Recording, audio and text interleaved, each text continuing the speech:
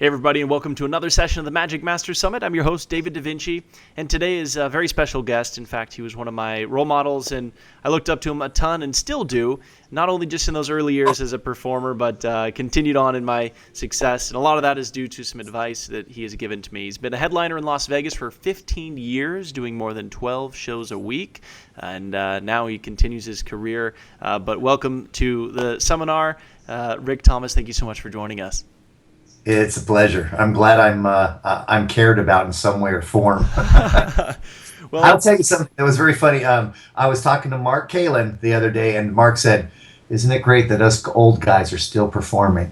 right. So he thinks we're old. I don't think I'm old. But I'll tell you, he and I, we all sat around the table one day. We were talking about some magic, and the 4 or 5 of us sitting around the table sat at the table, and then all of a sudden, all of us went like this. Glasses on. We all looked at each other and said, "Oh man!"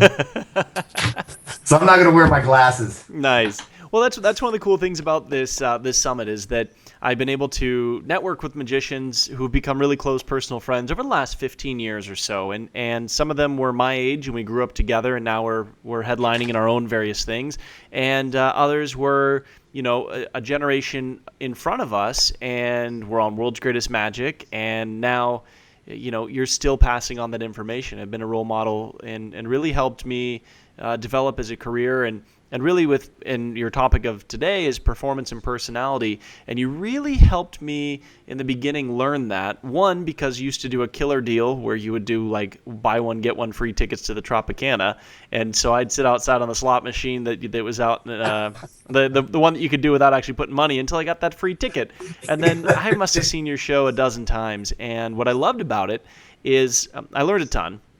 But I learned one thing was that you scripted everything, even though when I watched it, it felt like it was the first time you were saying it, and that you were quick and witty and funny. And obviously those are things that you are, but you had developed it and scripted it so that you could come back to it. That was a huge lesson I learned from you, and along many others. You gave me some killer advice about investing in one illusion a year and blah, blah, blah. We'll dive into all that. But your advice has held true. And so today I want to have you really talk to people about how your success was based on your performance and your personality, and give some tips for up-and-coming magicians on how to hone that, as well as older magicians that maybe just want to improve their act. Thank you. I appreciate somebody noticing. I've had shows where I've had a lot of magicians come in and watch the show, and then I've had that opportunity to turn around and go watch theirs, and I really push hard for the presentation itself. The magic is important. It's something that I mastered, but at the same time, I kind of learned all I could and then took that and put it to the side, and I really listen to my audiences. And sometimes magicians go away from my show more about what the magic is and not about what the real meaning of that show was, and why there was such a massive response from the public, and why. I can tell you this. I've had more times where public have come out of my show and they've said, "I don't like magic shows, but I liked your show." Yeah. I don't like to hear people say that because they don't like the magic, so to speak. But I do feel great because no matter what, even if they were drugged to the show by somebody else, they walked out of the show truly entertained. Yeah. And they never expected it. So I think that's what it is. What do you think it is about what you do that relays that to people and that makes them have that feeling? I don't. Well, first and foremost, I was in ballroom dancing for many years, and my sister and I competed in ballroom dancing. And my grandmother taught us that no matter what, when you're in competition dancing, real competition dancing, not like what you see on television where you have 3 judges sitting at a table, but in competition dancing, there are usually 10 to 12 judges surrounding the entire floor. So no matter where you are or what you are doing, one judge is seeing you no matter where you are and whatever angle you're at. My grandmother said, "You are always on, no matter what. You are always on." And when I'm on a stage, I'm on. I appreciate, first of all, the public being there. I don't forget that they paid money to see my show. And whether there's one person there or 1,000 people there, they deserve everything I've got. And for that reason, I give it everything I have. And I've been driven. I have performed well over 24,000. I have performed over 24,000 shows in my career. I missed one. I am the first person, if I go to another show, whether it be a magic show, a musical, whatever, the first person to show emotion, the first person to get overwhelmed, because I love the industry. I love the art form. I love entertaining. And every time I watch a show, no matter how good or bad it is, at least I still say, I know I am in this business, and I really Yeah. love it. I love it so much. And magic is my vehicle, but I'm not stuck on it. I can't tell you. I think magic's the greatest entertainment vehicle in the world. I believe that we as magicians are the greatest entertainers because we have to be the greatest performer, greatest actor. But I've always said that magic is a very negative art form. If you are a juggler, you demonstrate your talent. If you are a singer, you demonstrate your talent. If you're a good Yeah. magician, you hide everything you do. That's why sometimes people don't show the same response or applause that you would think they should be giving you, because our art form is a very negative or reversed art form. If you are great, they don't see what you do. And you know as well as I do, some of the greatest things you wish the public could see are backstage.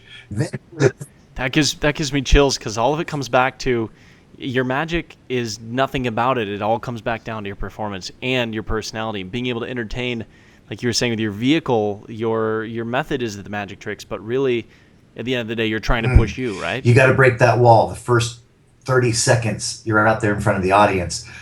I always, one of our directors of entertainment at the theater the other day says, "Why do you do a piece of magic at the front of your show with a child?" I do a opening, I'll flash birds, illusions, motorcycle, and then I go right into a personality piece with this child. I said, because that's the first moment I get to break that wall down and have a relationship. And he says, why don't you move it to a different portion in your show? I said, because it takes too long and then for the audience to figure out my personality. In fact, I was interviewed yesterday, and the guy said, the interviewer said, I watched your show, and he said, for the first few minutes, he says, I didn't understand Rick Thomas. And he said, and he said, with about 5 minutes, he goes, I realized who you are and what you are and why you perform the way you do. He says there's a sarcasm or a relationship you have with the public where you get away with saying things that many people can't. And I say because my mother made me, when I was younger, perform at all our family reunions. And I disliked it tremendously. I was very embarrassed. I'm very shy. I didn't want to perform for people. My mom would say, come out and do a magic trick. So when I'm doing my show, sometimes I pretend that Uncle John or Aunt Sue are sitting in the audience. And my attitude towards them is a little edgy because you can speak to your family like that. So Yeah. sometimes when you are talking to the public, maybe you should make them family. Maybe you should take that moment and realize they're not just. Have you guys ever, when you're performing for the public, literally take a moment and stare at your audience, look at their faces, and take a moment to soak in who they are? Everybody in that audience has a personality, and sometimes we as performers, literally, we are the one who puts up the wall, not the audience. The audience wants you. They have come for you to open up to them. But sometimes we are just all about ourselves. We're all about the trick. We're all about the attitude. And literally, sometimes the best moments in my show are when I stop and I start looking at people, really looking at them. Man, that's key. And then You learn it that. works. Yeah. Sorry, keep going. I can't say it any more than that as far as that particular topic. I can't tell you why it is, but I think I was taught well by my grandmother, saying that when you are performing, no matter where you look, no matter what you do on stage, someone is looking at you. Don't ever let down your guard. That was good in my competition career. So I keep it in my In fact, when I turn my back to the audience, I'm still smiling. I never stop smiling. Sometimes you can turn your back from the Yeah. audience and go, oh, but you can't do that, You can't break out of it. But um, Well, I like what you're saying about how you should really kind of take a moment and look at the audience and recognize them. And as a stage entertainer, I recognize that that's really difficult to do. And in my main line of work right now is cruise ships, and with this, as you know from doing ships, you really, with the stage lighting and everything, not only can you not see the audience unless you light it that way, but you're with that audience the entire week before you do your show, depending on when they put you in the week. And so there's been shows that are a great reminder when I don't feel like I'm connecting. Halfway through the show, I'm like, oh, crap, that's the lady I had dinner with. And she's in the front row supporting me, and I didn't notice. So it's a really good reminder to be in that environment for a week or a month or however long you do it, because everybody has a story. And I think, like you're saying, if you're able to break down your wall and open up to them, you become more approachable, more likable. And I think that's what you are, if I'm understanding correctly, that seems to be one of your big secrets to success, is that people like you because you're opening up and you're sharing your stories and your life. You need to care. There's something else that sometimes I say in the show. I say to the people, I say, I want to thank you for being at my show. I want to thank you for giving of your day and giving of your time. In fact, we all have time. We just don't have much of it. And when you choose to be at my show, it means everything to me. It means everything to the guys on the lights and the sound. It means everything to my dancers. We deeply appreciate your time. You gave your time to be with me. And that time we have together is probably the only 2 hours we'll ever have together our entire life, especially that group of people. So if like you have a big, huge audience, those people are not going to be the same audience again, ever again.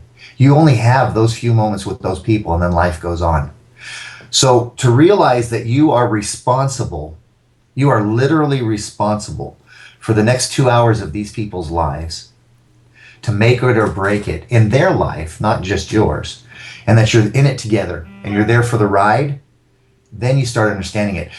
One of the problems I have always had is the entertainers on the stage and the crew backstage.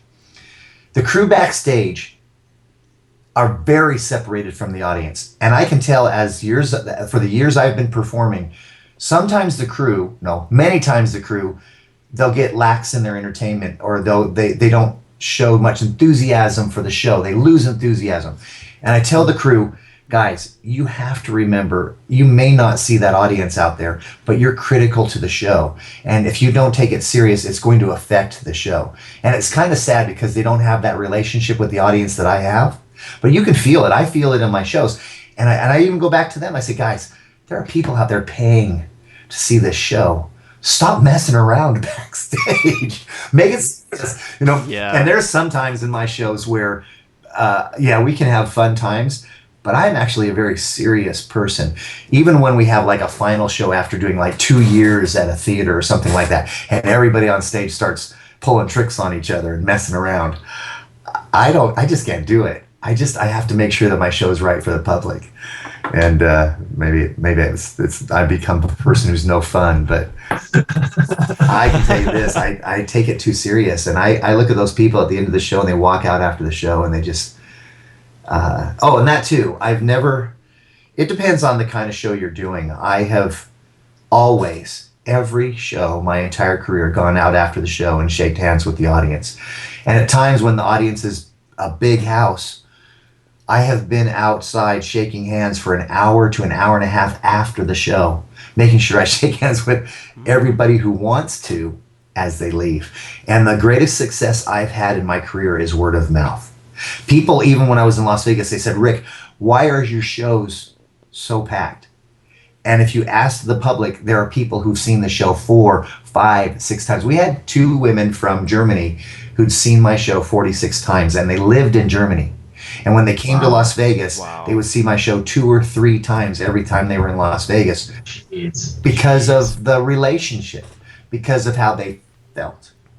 And that says a lot, too, because you were headlining in Vegas when Siegfried and Roy, Lance Burton, David Copperfield, and Rick Thomas is the one getting all the tickets. Not to say that the other guys weren't, but that says a lot to be headlining during, especially from a Magic perspective, at that time, and to be doing so well. What made you decide to always go out after the shows and shake people's hands? Was it because you knew the word of mouth would spread, or was Was it because it was ego driven and you wanted everybody to tell you how No, great you were? What no, was it that makes Rick no. tick? The ego driven is it's not true. Maybe when I was in my younger years, when I'm in my 20s and 30s, people said Rick Thomas, he's like hard to work with. I was driven because I wanted perfection. I wanted a perfect show. People ask me, what does it feel like to have a billboard on the strip? And I said, people who buy tickets to my show. I Right. don't have a billboard on the strip because I want to see my face up in lights. It's critical Right. part of getting people to come see my show. And there might be a couple times where you look at that billboard and go, hey, that's pretty cool. But if your whole career is all about getting your name on a billboard because that's what it's about, let me tell you, just so you kind of get a grip on life, please know that I have an ego like everybody else. I love the business and I love people to come up and say they loved the show. But when Roy was hurt in Vegas, within just a short period of time, a week or two, billboards were gone, show was closed, Vegas went on, and it was as if they'd never existed. And it's difficult because Siegfried and Roy were what Vegas was and is today. They were critical. They were a cornerstone of the success of the Vegas that was. Everybody came to see Siegfried and Roy. They were the magic show of Las Vegas. But when something happened and the show stopped, life goes on. And if you keep thinking to yourself, you're that important in everybody else's life, you got it all wrong. Because all you are there is for a few hours to help those people enjoy their life, break away from their problems. And when they walk out of your theater, they're going to go back and thinking about themselves and thinking about their own personal life. And you don't mean that much to them. And I That's a think great that way when to I put it. saw so many shows come and go in Las Vegas, that you're there one day and gone the next, that I truly understood that it wasn't about the billboards. It wasn't about, Rick Thomas. It was literally about just that one moment that you have all those people in that showroom, and that's the joy in life. So I know it might be a little over the top, but I take it serious. I walk out on stage and I am scared to death every day, hoping that audience likes me. I fall apart before the show starts. I can't breathe. I walk out on stage and for the first minute or so, I'm like, please, oh, please, oh, please, say the right things. So it's just one of those things where I still to this day take it seriously. And maybe that's why this show still works, because I haven't lost the magic, so to speak. I haven't lost the will and desire to give everything I have for those people coming to see the show. And if it's all about them and not about you, then you're on the right track. Man, what wise words. And that way with life too, I find on the days when I listen to some advice that was given to me a while ago, when I wake up and I feel grateful, I acknowledge what am I grateful for today. And then I move forward with my day finding how can I help a couple of people. Those are the days when I move forward the most personally and business wise. And it's honestly, that was kind of one of the things with this whole summit coming together is I wanted to make live entertainment better, and I saw the need that people were putting themselves first. It was all about me and my show and hiding secrets from everybody. But then I looked to Greg Frew and I looked to you. I looked to Sean Farquhar. I looked to mentors that have helped me my whole life and realized that I'm the success level that I'm currently at because of everybody helping me get there. And so I wanted to be that platform. And like you're saying, from a entertainer standpoint, to project everything out to the audience and help make their day that much better. You never know, maybe somebody's family member just passed away, and that might be the day that they forget about it for a little bit, and kind of switching it around, I guess, and thinking, what can you give to the audience versus, hey, check out me, I'm really cool, look at this new trick. I think that's a perspective that I'm really grateful you just said, because I think it's a great perspective for people to keep in mind. In fact, before every show that I do, and I always think, okay, what can I do on stage today to hopefully change somebody's life? And the reason I started doing that was when we toured with Ringling Brothers, there was an organization that they would come in, and they came in for it was one or two events, and it was a special show and a special meet and greet with wives of fallen soldiers and their kids. Man, I can't even just even talking about it, I get choked up, because for that 3 hours of that show, they weren't thinking about dad. You know what I mean? They were living in that moment. And I try to hold on to that in my shows. And like you're saying, like, I hope they like me, and you hope that you can change their day. And I think that, man, just to echo what you're saying and add just a little bit from my experience too, that is so powerful if you can walk out and live your day like that, live your life like that, and live your shows like that. Because if they like you, as you know, they'll stand. They'll clap, they'll pay, they'll come back again. They'll come 46 times from Germany. Hey, it's funny. I was thinking about, even with the show, and as magicians, we're so serious and want to make sure that our tricks work. I am so into the public, that they realize that we're there just to have a good time together. There's been a couple times, even this last week, something went wrong in my show and I got stuck. And it's blatant. I mean, there's nothing, you can't hide it. There's a moment that happened. I'm not perfect, and something went terribly wrong.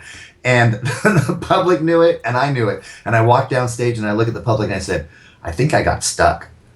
And they fell apart. They're like laughing. They're like, at first, you're like, you can see their eyes going, oh, I wasn't supposed to see that. And then I walk up to them and go, dude, I'm going to admit it to them. I'm going to just say, oh, man, that didn't go well. And if you just be family with them. Another thing too that's really important is I have never gone into any venue without telling the venue first why they need me, or what I can do to help them. I have always felt that if I can make the place where I go and perform a success, then I will be a success. I do not like going in, making money, and running away. I go in and I told every organization, every hotel, every situation I'm in, I figure out a way to walk in there and say, I'm going to win because I'm going to make you a success. This is what I'm going to do for you. This is how I'm going to make you money. This is what I'm going to do for you. This is how I work for your patrons. This is what's going to happen. This is what my show will do for you. Now, what it's going to do for me. And once I make that hotel a success, I automatically succeed. And I've had more magicians will say to me, Rick, you've been working like 35 years of your life, and you work every single day. You're booked somewhere all the time. This guy can say, well, I don't quit. But at the same time, it's not about me. It's about turning the tables and making sure that whoever you're working with, that they feel like they have literally been the lucky ones to have you there. It's not about me. Man, that is so powerful. What is it about your life's experiences that make you hold that belief so firmly? Dang, that's a tough one.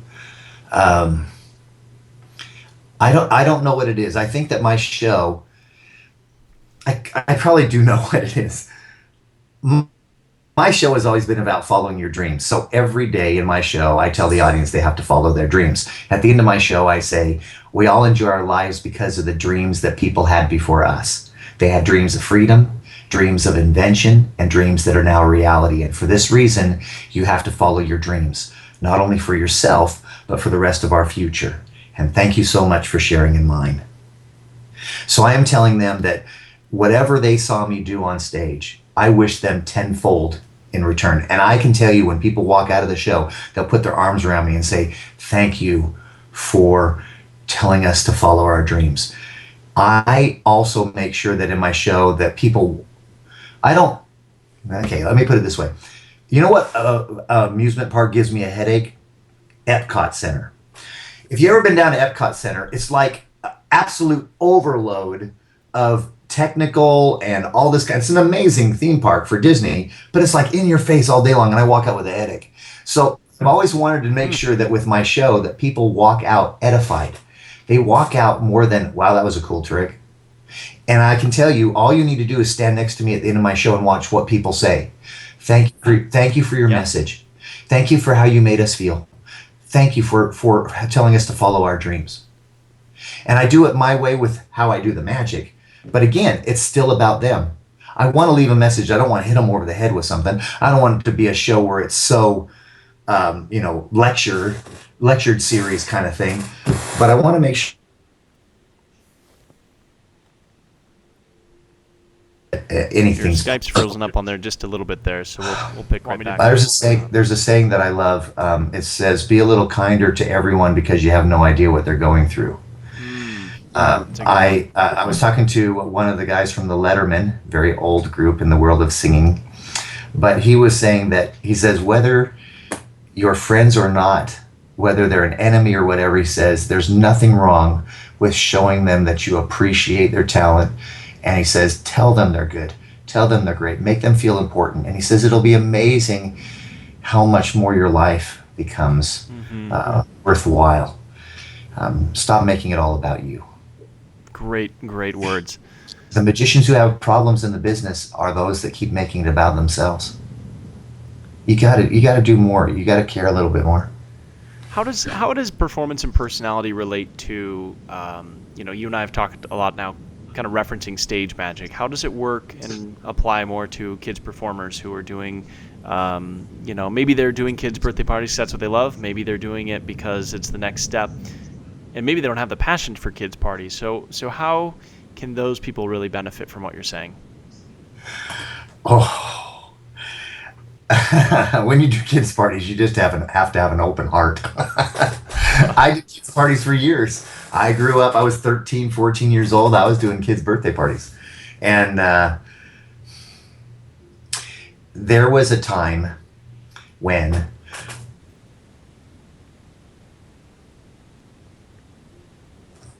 young kindergarten classes or day schools, and I would do a free show. And at the end of the free show, I had a photographer with me. We took pictures of every child who was there at the school, dressed them up in a little cape, a top hat, held onto my bird on a perch on the wand, and then we'd come back to the school and sell these pictures to the parents. And I did a free show, but I made more money selling these pictures to their parents than I ever would have done if I charged for the show. Interesting. Now, it may sound like a scam, but you need to realize that I was performing for 50, 70, 100 children. And I had to take each one of those children and put them up on my knee, dress them, be close to them, put the bird on the perch, take a photo. And I had to do that with every child. And if you work with 4 or 5-year-olds and you have to do that with 100 kids, don't tell me I did a show for free. I worked my butt off. Right. But we had parents who could tell when they got the photo that the photo was taken with great care. So I think it's the same thing. I think you need to just care about the kids. And sometimes those children can be a little bit of a problem. But you forget, magicians, they start getting too many shows, and they start getting it all about, I'm just going to make more money or whatever. But just take a moment to remember that every single person who's hired you has literally paid for you to do something for them. And no matter how you feel, it's about them. It's not about you. I don't care if it's a child's birthday party. You know what? And it was a little frustrating, and sometimes I even learned myself. And I'm gonna say this. This is a perfect example of me not perfect. I'm tired like everybody else. I get exhausted. I go out after every show and I shake hands with everybody, and I think I'm on top of it. I say hello. I tell them how much I appreciate the show. I had someone write into the theater the other day and say that they came with their 10-year-old son, and at the end of the show, Rick didn't pay any attention to him. Like he didn't mean anything. Now, I don't think I did. I can't remember the child. But it just amazes me. It doesn't matter. You can never let your guard down. You have no idea when someone's going to take offense if you turn the wrong direction, and it can get exhausting. So when you go out after a show, and I've talked to so many other entertainers, that's harder than the show. Yeah. It's exhausting. It wipes you out. When you finish shaking hands with all those people, and make sure you wash your hands after you do that. Yes, I was just going to mention that. I've gotten more pink eye and more whatever. I've gotten more sick by going out and shaking hands with people at the end of my show and touching myself before I go and wash my hands. It's just a side note. Just make. But it is. If you're going to do that, like I do that, you have to be willing to know that that's a show as well. That just because it's the end of the show, that you're not done. And if you're going to be that kind of person that's going to go out, great. If you're not, okay, whatever. You do your show and you go home. That's your get. That's a great tip. I will tell you. Can I tell you in all honesty? And I don't know if Lance Burton will remember this, but I'm going to say that because it was between the two of us, and I think it's an important thing to say. We know how magicians feel. We know how entertainers feel. When I went over to Lance's dressing room when both he and I were working in Las Vegas, and I had to leave his dressing room to go to my show. And I said, Lance, I got to go. And he says, don't go. I have no one to talk to. Aw. And here's a guy who just finished performing for 1,500 people, but he's in his dressing room all alone. And we, as entertainers, we're on this like roller coaster. And we need that. We need that from people. But how many of you know that when you finished a big show that you get in your car and you drive home alone in silence? It's a very bizarre world we live in. When you are people are screaming and yelling and watching your show, and the next thing is like, poof. Yeah. So you got to remember that as well. So sometimes when I go out there and I shake hands with the audience, it's my way of releasing before it's not that hard cutoff. I finish the show and I just need I walk off stage and get in my car, silence. Yeah. Total depression. No, And I think that, yeah, maybe. I totally relate, because when we were on Ringling Brothers, it was like 2 years of just not only in the show, it was you were on and then you drop and you come backstage and you change and we're right back on at that high level and then down. And this is for like 10,000 people or so. And so you're constantly in this like up and down and up and down. And then at the end of the show, literally poof, you're back in your car and you're unhooking your septic line from your RV and you're driving and that was tough. That was really tough, just from the up and down of the show. But like you said, the audience is gone. I would have actually really liked to be able to stick around after the shows on Ringling. I would have been exhausted, but I would have liked to stick around. Killed you. Yeah. You would have never survived. Yeah. Can I add to that with what you're saying? When after our shows on the ships, we go out, and that part is so important to me too, largely because I can still see you outside your theater at the Tropicana signing DVDs and VHS tapes, and Oh, thanks. yeah, no problem. Yeah. But signing your tapes and talking with people, I still remember, and I shared this with you off camera and off recording here, but I don't know if the audience knows.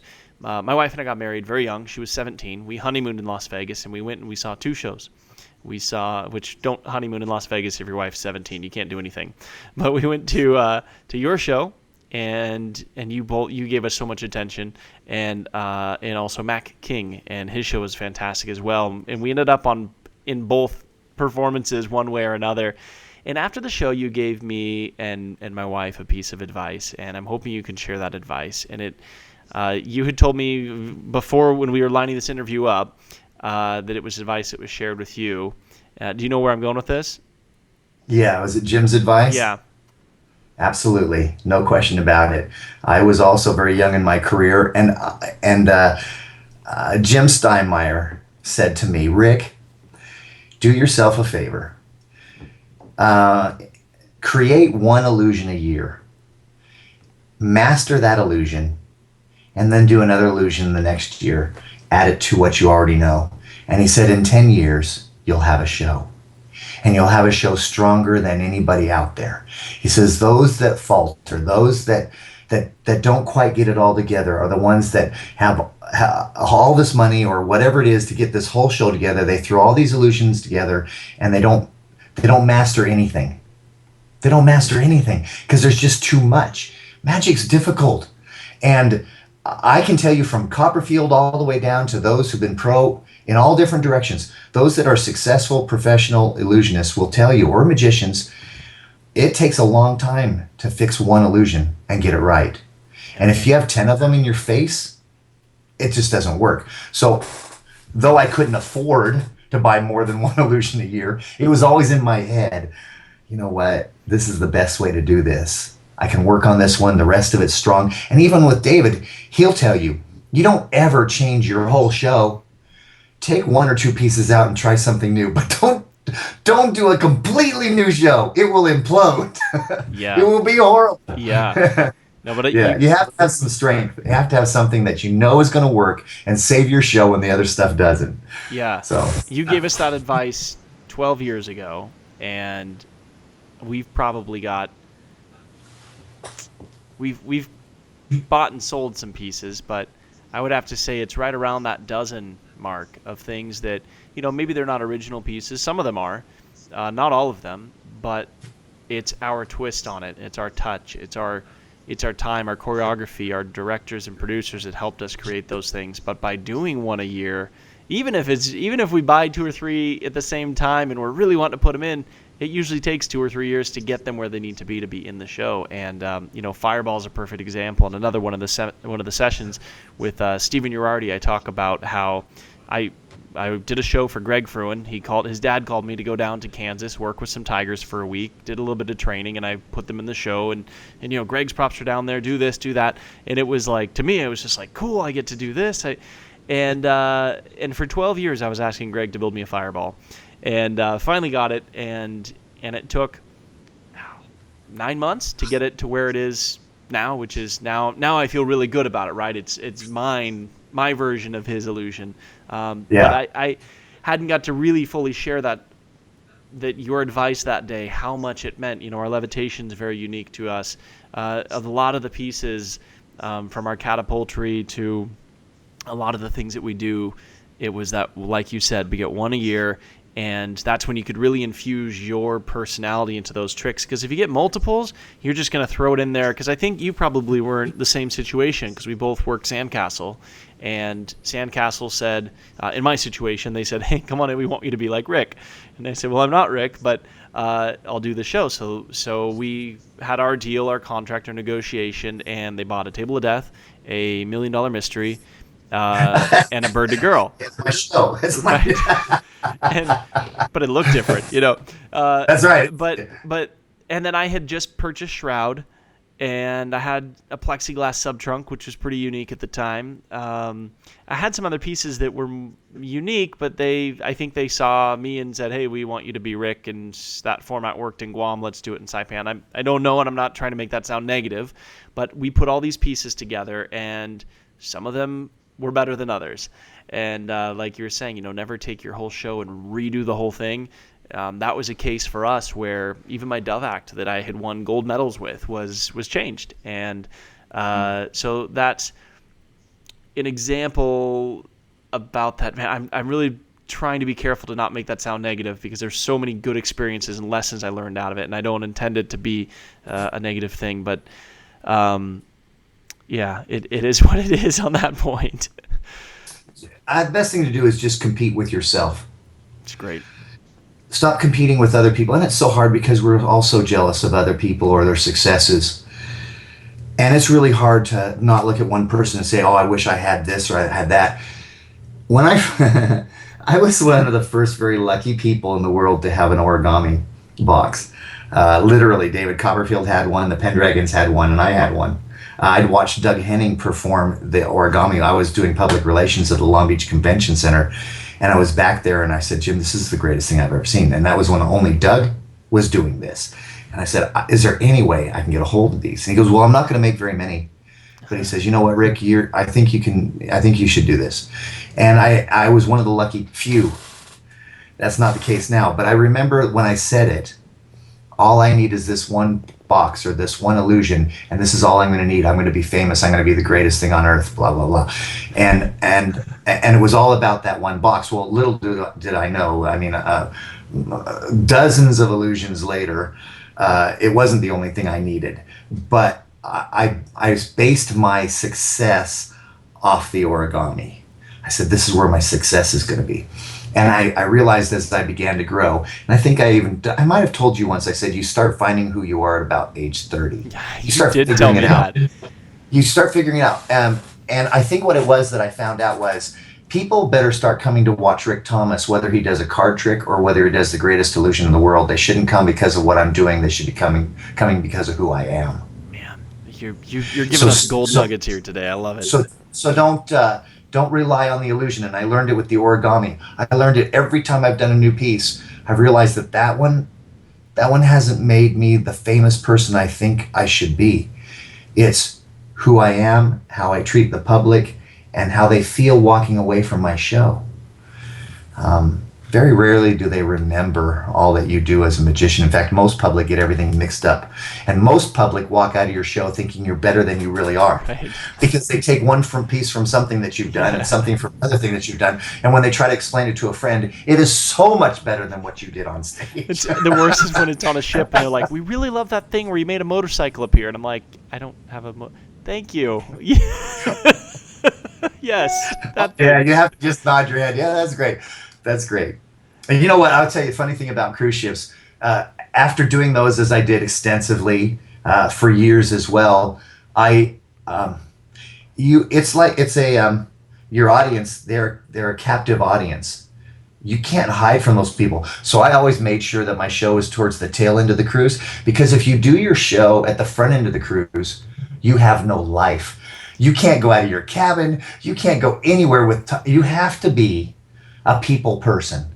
If you're going to perform on cruise ships, please, with all my heart and soul, realize that the moment you perform is the moment you do not have a life to yourself. Because no matter where you go, no matter what elevator you get in, no matter what place you sit at, you are going to be the topic of discussion. They think we're very lucky. Our career, what a strange career. Right. Our whole life we spend fooling people for a living. It is a bizarre career. So when people get around you and they've seen your show on a cruise ship, all they want to do is talk about you.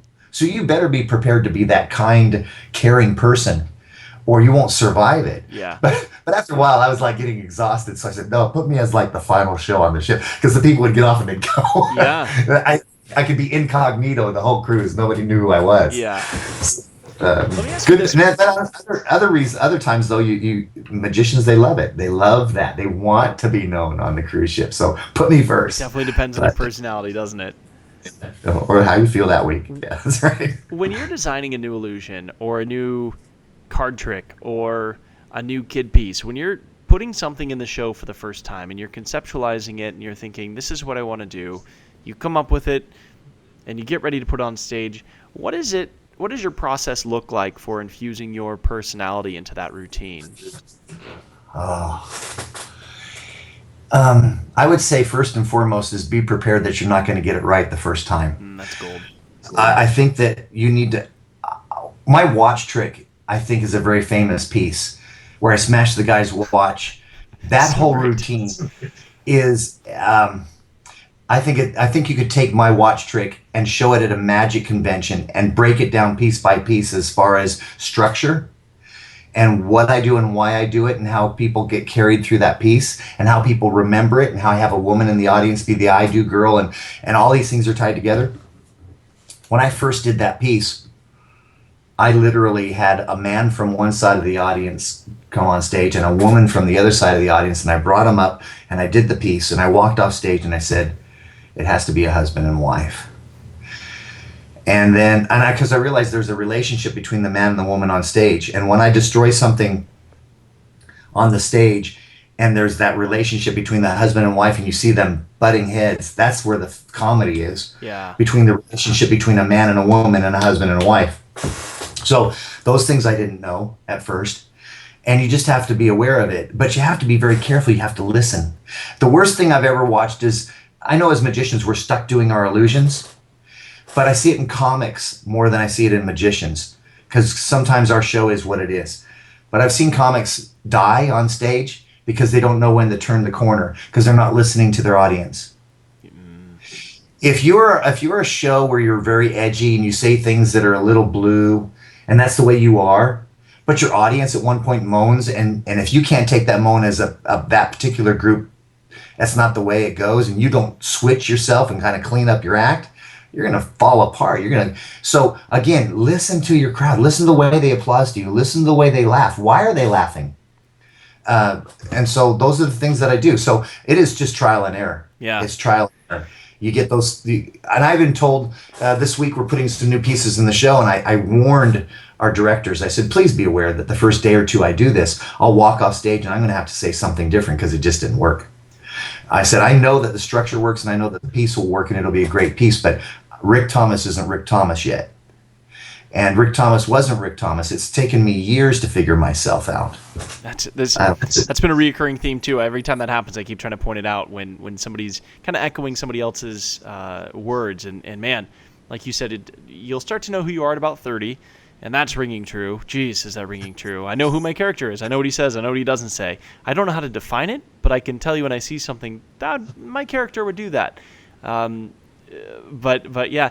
Now back to your illusion. Can we share anything about that? Because it's kind of a funny story the way the timing is here. But I don't know if you'd rather keep that part quiet. Oh, you mean with Tim? Yeah. Tim Clothier. So Tim's the only one. It's funny. I've known Tim for 12 or so years as well, and so we go back a while, and he's built a lot of things for our show, and he's a great builder, great guy, and we had a little hiccup with an illusion that he was working on, and so I came down and everything's fine, and he's like, oh, I hate to tell you this, but I have to cancel. And I'm like, okay, for the presentation for the summit. And I'm like, what do you mean you have to cancel? And he's like, well, I have to go out and Rick needs me, and I'm like, well, you're the only one that's canceled out of like 32 presentations. You're the only one who's like, I'm just such a pain. And so it turns out he's going out there to see you, who then kicks him out to come back here so you can film with me. And Tim lands in approximately 15 minutes, and then I start filming him. So it's a small world for sure. Tim said that he likes, and again, it's one of those things where I guess that's where I know I hit my mark. Tim said, Rick, I like creating for you because your pieces have heart. There is a depth or a storyline that most magicians, they just do the piece. It's flash and trash. It's just, they go out, they do the illusion, and it's all about that. And he says, but your story is what impressed me. And he says, and that's why I build for you. He says, I love what you come to me with, that there is a purpose or a reason why you're doing this in the show and what it's going to do and where it's going to take the audience. And so we've just been working on this piece for the past year. In fact, he told me, and I quote me on this, I am very proud to say that he said to me personally, Rick, you pushed me on this one. He says, I have done, and he's done great things for unbelievable entertainers across the world. And he said, this one, Rick, you pushed me. He says, and I love it. Nice. He says, but it was tough. And it was. And I just appreciate the effort that he took. And he says, I would not have done this if I didn't feel the worth of what you were trying to pull off. So, I don't know. Your Skype's hanging up here a little bit here. Hopefully it catches come on in out just here. a moment. There we are. We created this whole thing. I only went to Las Vegas once in the entire process, and everything's been done over the phone. And he sends everything out here. It takes a full semi, right? He sends the whole thing out here, and he says to me, and I hadn't even I've seen everything on video, but he goes, feel free to put it together before I get there. And so I'm pulling out this, and I don't mean to say that I don't know what I'm doing, but even with my stuff, I pulled this stuff out, and my whole staff and I are looking at this stuff on the floor going, what? I had to have it come out. I had no idea how to put it. I had it up here, but it was a disaster. And I was laughing. I go, you really serious? I was going to try to put this together without you coming out here? That's great, funny. Great stuff. Good guy. He's given us some good stories. He sent like I mentioned for Sandcastle, we got a bird to girl, and he sends me the most beautiful thing ever. And I was like, man, this top part weighs a ton. Tim, how do I put it together? He's like, I don't know. We used a forklift. I'm like, that's what he did with mine. I don't have a forklift. I know, we had to lift up something. He goes, well, I did it with a forklift. I go, we have a genie. Right. I was just going to tip the genie over. Dude, I wish you'd at least tell me we needed a forklift. These are illusionist problems. Not everybody will understand that. Well, let's jump back to the personality stuff. And as you're structuring your show, you have powerful moments, you have emotional moments. How do you decide to take people on that journey? And does it start with power and go to sentimental? How do you structure that, and for what reasons? I'm the first. I think that when I said about appreciating and loving this art form, is because I do. I thrive on watching shows that move me. I am the first person to cry at a movie. I'm the first person to fall apart because when I'm watching somebody on stage, whether it be on Broadway or whatever, I just sit there and I'm just like, this is the greatest thing on earth. It is all about emotion. Your magic has to have emotion in it or people aren't going to remember it. You know why music is so great for people? It's because the moment that that song comes on, it sucks that person back to that moment they heard that song for the first time. I don't know what it is about being in high school and those first couple of years in college, but that was like the greatest time in your life where music meant the most. You always remember your high school years and that music, a very big turning point in your life. But I just know that music moves people. And a lot of times with my magic, I have music in my head first, and I create the illusion around the music. And that's what inspires me. I don't create an effect and then go, okay, now what kind of music am I going to put to it? I did a number. You remember when I was doing my double levitation and I was doing the wild thing?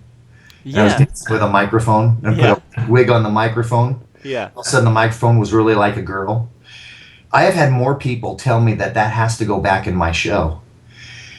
That was exhausting. Dancing with a microphone and with the mop on its head. With a wig on it and all that kind of stuff.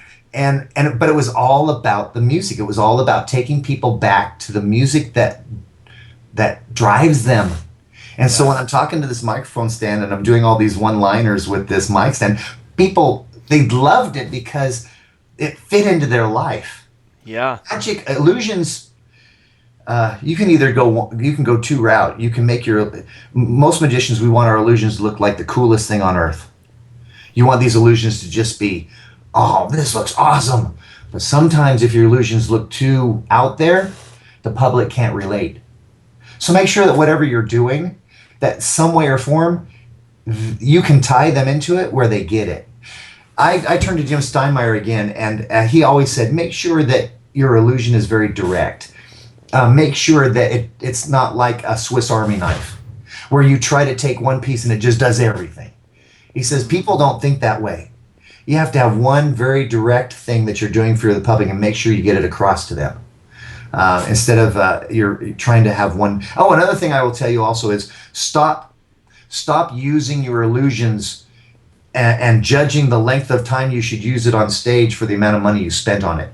Yes. If people to this day still walk out of my show and say the greatest thing in my show is my linking rings. Now, if that isn't depressing, I don't know what. Right. It's like the most depressing. Are you kidding me? Yeah. Are you serious? But at the same time, you know why the linking rings work in my show? It's simple. It's direct. There's emotion when they watch it. The elegance of what it is. They can grasp it and they get it. And when they walk out, they go, that was the most beautiful, simple thing I've ever seen. But no, you've got these big old things appearing on stage and all. That's just like way over their head. So, and I've seen people who draw out illusions or say, well, I spent $10,000 on this illusion. I've got to get at least 3 minutes out of it. Yeah. Well, if it's not good 3 minutes of material, then don't do it.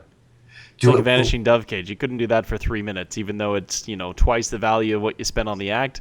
Yeah. It is. Accept it for what it is. Yeah. I also believe that the best thing that any magician could ever do is create an act, work blood, sweat, and tears, lock the doors, do everything you can, music, choreography, whatever it is. Get that number as clean as you can possibly get it. And when you think you've got that illusion, cut the time in half. Cut it in half. Start over and take all the crap out of it. Stop moving your hands around when it doesn't mean anything to move your hands. Make sure that everything that you're doing, that there's some purpose to why you're doing it. It's great. And if you pull back on that and you cut it down from a 3-minute illusion to maybe a 2-minute, it will be killer. It'll be killer. And if you watched my show, people realize that more than anything. The worst thing about a magic effect usually is the big part of the magic effect is in the middle. So let's you put a girl in the box and then you cut her up. That's the PowerPoint. Now you got to get her out of the box, which takes another 2 minutes to get it. So you've already lost that punch. And then all you do is go down at the end of the number and do a pose and try to get the audience to applaud. So what can you do? What can you do to make this piece worth it? One thing is to shorten the effect. I say when a person, for example, when you make something float, if you make something float 2 inches off the ground or 100 feet off the ground, you still made somebody float. Why do you have to go through 3 or 4 minutes of agony trying to prove to the audience that you're making somebody float in every which way or form? Please, for those who do the zombie ball, I've watched more acts where they demonstrate in every way and form, every single move they can possibly imagine to show the audience the ball is floating. They got it the first 3 seconds the ball floated in the air. The rest of it is just overkill. Yeah. So you have to decide on yourself, how far do you really go to prove that particular piece or that particular effect? And those magicians who are taking their art and they're mastering the passes and they're mastering all this finger flourishes and stuff, absolutely awesome. But just make sure that the effect that you're doing with all that work is worth the effect. If there have to be 6 passes in a card trick that you do, that better be an amazing card trick. Yeah, or just go buy a trick deck. Yeah, buy a trick deck. A Svengali can be pretty powerful. Yeah. So it's like, do I spend 20 minutes on mastering an effect because it took 20 minutes to learn it and get the same amount of applause that it took 20 years for another person to learn how to do finger flourishes? You have to make those choices. You shouldn't cut corners. You should give your I can't tell you how hard I've worked in my life with my art form. I am like everybody else. I barricaded myself in my room. I read every book I could. I just, all I could do was think magic. And after I had soaked up everything that I could, I realized finally, I better put it to purpose or use and start performing. And in my situation, I remember people like Kevin James and even Mark Kalin and all those people I work with. We all grew up playing the Mystics in Long Beach, Long Beach Mystics. I tried to be somebody else. I tried to be this serious illusionist. But because of my ballroom dancing and the background of my dancing career, I couldn't stop my feet from moving. I remember Mark saying, "What are you doing?" I go, "I don't know, but my feet won't stop." So I had to figure out who Rick Thomas was and how that fit. I had a very dear friend of mine who worked my show for 15 years. And all he wanted to do was be an illusionist. That's all he wanted to be. I want to be like Rick Thomas. I want to be an illusionist. He looked funny. He walked funny. He was short. No matter what he did, it was comical. I said, "I don't care how hard you try to be an illusionist. You're funny. You're a comedian.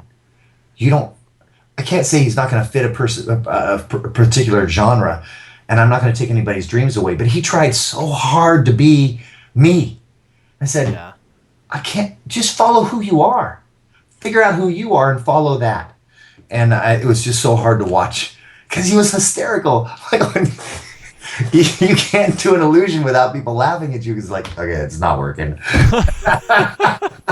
Because as an illusionist, if you're going to do an illusion, you got to really fake it sometimes that it's very serious.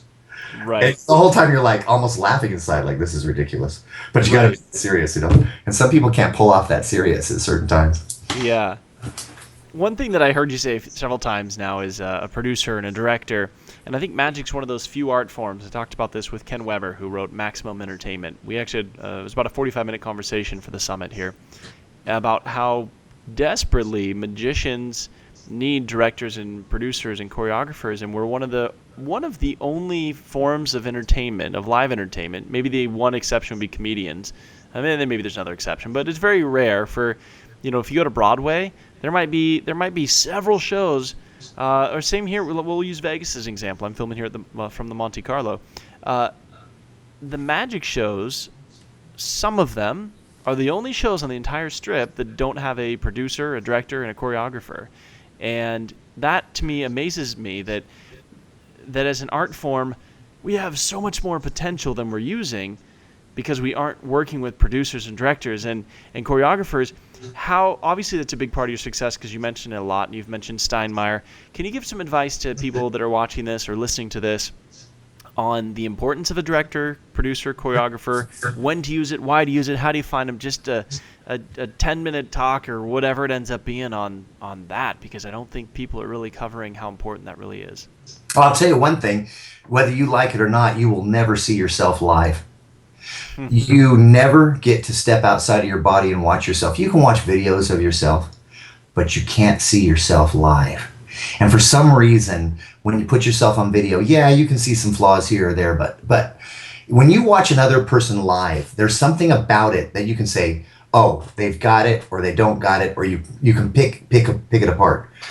And when you're performing and someone else can see you live and see who you are, really breathe the same air you're breathing at that very moment and watch you, they're going to give you direction you will never, ever see, no matter how good you think you are, because you can't see yourself live. I can tell you, I really believe if I could see myself live, I might fall over at times going, what are you thinking?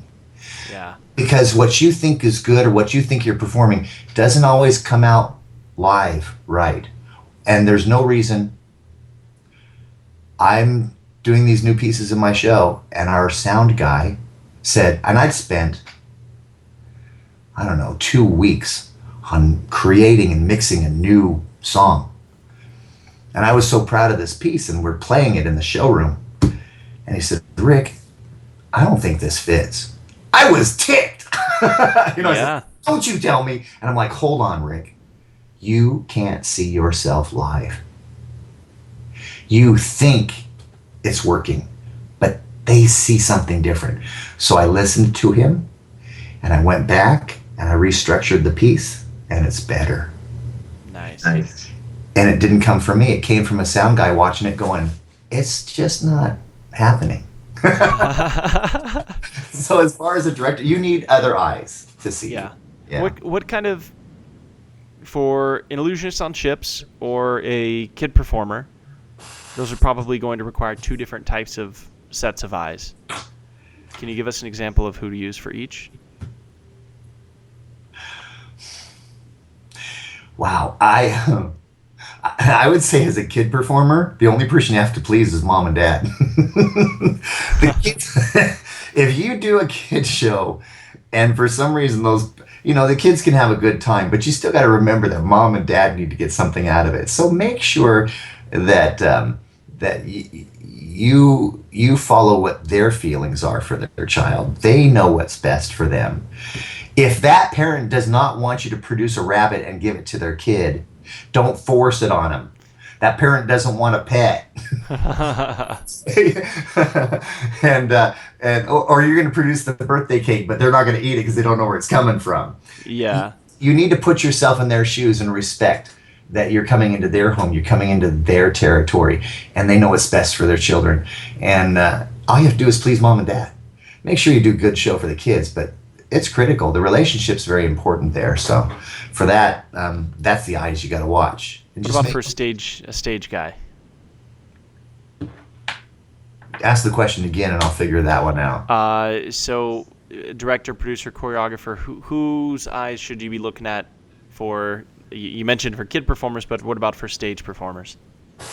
Who are maybe not kid show entertainers. So maybe it's the people who are 2-walling or 4-walling, or it's the people on cruise ships. Who do they look to for direction, for magical direction or staging direction, lighting, choreography? Someone outside the magic world. My success, I think, came from watching other entertainers in an industry who weren't magicians. I've always loved watching people who excel at their art form and wonder why they're so successful. And in reality, no matter what it was, there were always people that may have been better dancers or singers, but it still came out to be their personality, their presentation. It wins over all the time. If that person can excel as a performer, as an individual beyond that magic, he's going to win. I would take it it's serious from any other entertainer who I respect other than magicians. In fact, and I don't want to take this wrong as far as magicians, people always said, who would you put in your show if you couldn't do your show anymore? I said, I'd train somebody. And they go, Why? I said, because I don't think that there's another magician out there that will perform the way that I would want them to with the passion that I have with what I have.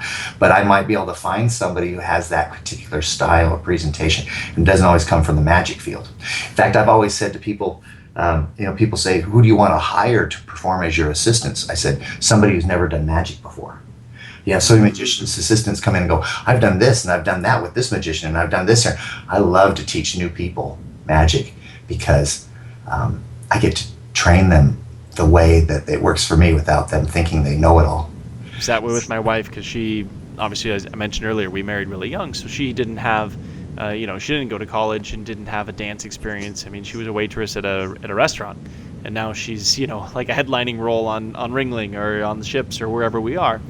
And I think the success that she's had, one, she has a passion to succeed at whatever she's attempting to do and to do it to the best of her ability, which I think is key within whoever you're working with. But with her, she didn't upstage me because she wasn't a trained dancer.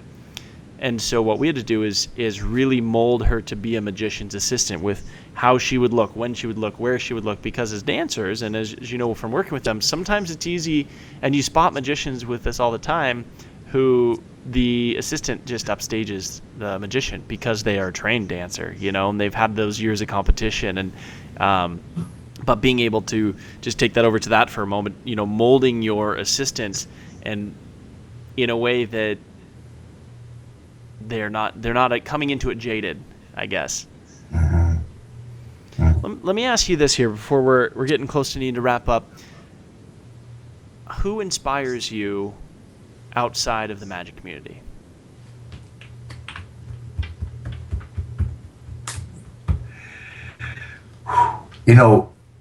Lately, I talked about music and how music moves you. I haven't had any time in my life to listen to music, let alone enjoy the new artists that are out there. And it's not saying that I'm old, but I'm so busy with what I do. I go back to my first people that inspired me. I always got a kick out of Liberace. I know that many of you will say, who?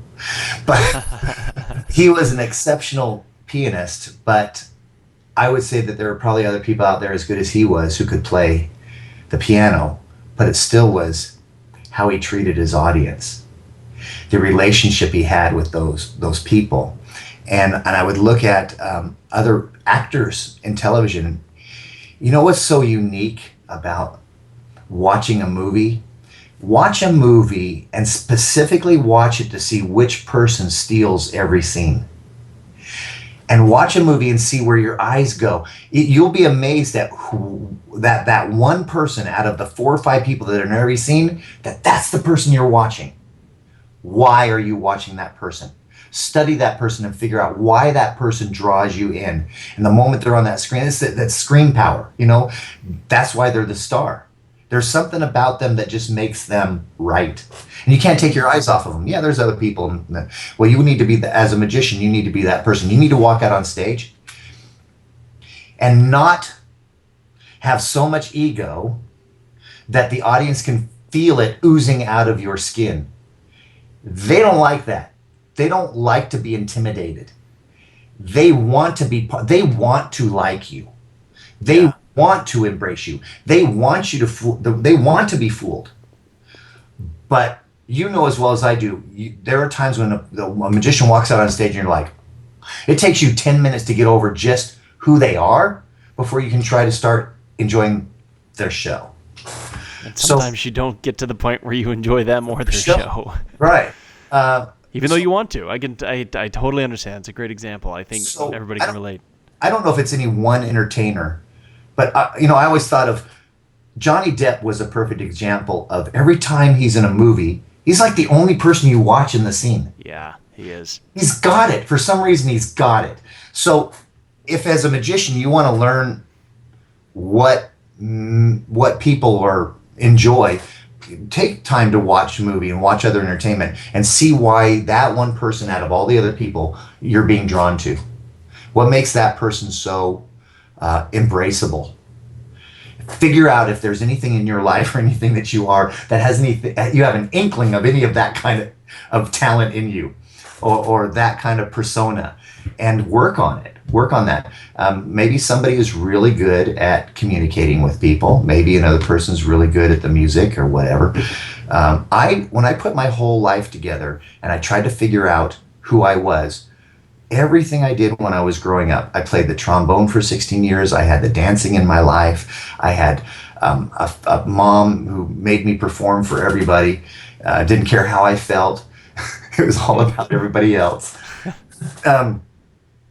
And I got to a point where, at one point in my career, I threw all that out and I tried to be somebody I wasn't. Sit down and write all the pros and cons in your life. Sit down and write down who you really are, the talents that you have, and see if that's the way you should shape your show. Don't try to be Rick Thomas.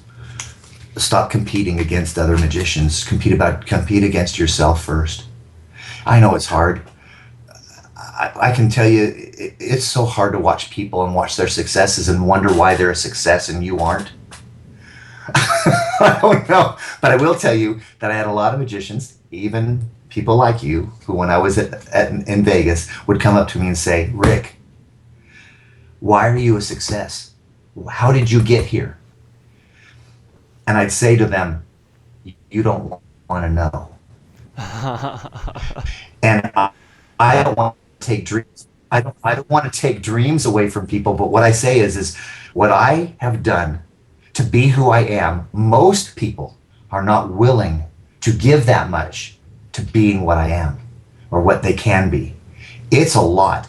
Also, I will tell you that you can't judge yourself on my career. If you took someone like Lance Burton and Rick Thomas and you took both our careers and you looked at how we both got where we were, we both came from different directions. We both came from different situations. There is no one right way to success. There never is, and there never will be. People say, oh, I'll have this get rich quick schemes, or this is the way to success. No, maybe somebody gets through success through cruise ships. Maybe somebody does it through the fair industry. Be who you are and figure out what makes you happy. Don't do what somebody else does just because you think that that's the way that you're going to succeed. And so I think that that's fascinating, because I can't tell people how to be a success. I can tell you that I had a lot of people who fell away because they quit. And your success will be because you don't quit. Even if you're kind of like not the coolest magician on earth, if you don't quit, your dreams are gonna come true. Goals are gonna be met. And once those goals are met, you're gonna have new goals, and those goals will take you even further. You just can't stop. I work 365 days a year. And to this day, after being in this industry for 35 years, I still pick up the phone every day and communicate with somebody new who I don't know and try to create a new relationship with that person to work out some kind of deal or something. And I'm going to tell you something that David Copperfield told me. He said, Rick, nobody ever came knocking on my door. That is Copperfield talking. Nobody came knocking on my door. He has become a massive grand success. But he knew that he needed to go out there and he needed to knock on the doors and he needed to push his way in to succeed. And I think it was probably one of the greatest things that could have ever been told to me. Nobody came knocking on my door. That's awesome. It's all about you. Rick, I appreciate what you're saying so much, and you've already given us so many actionable steps. Unfortunately, we got to start wrapping this up. If somebody's wanting to reach out and work with you or talk with you, is that something that you're available or open? I know you've been really helpful with me in the past, and I know some people are probably wanting to follow up and ask you some questions. Oh, sure. Yeah. What's a good way for people to reach you? Well, email first, rick@rickthomas.com. They want to call me, they can call me as well. Phone numbers? Nope. Let's just stick with the email. That's perfect there. rickthomas.com. That's a good way to start. And I think that in my first part of my career, when I was in my 20s, I wanted to be this great grand magician. And luckily, after looking back on my life and realizing what I've accomplished more than I ever thought. I've been so blessed in my life. I've performed in the greatest theaters in the world. There's not a theater I can do now in the world where I haven't already been fulfilled. Now I'm just enjoying the ride. And so all I can say is for those young magicians who are young, just remember you're young. When you were 20 and you wanted the whole world when you were 20, and I said, one illusion at a time, or concept upon concept, master this, then master this. Don't want it all at once. And then for those, a person who is wise has always been an older person. It's because they've lived their life and they look back on it and realize, for most of us, you have a long life ahead of you. And your career will come to you when it's right. And the famous saying, preparation meets opportunity.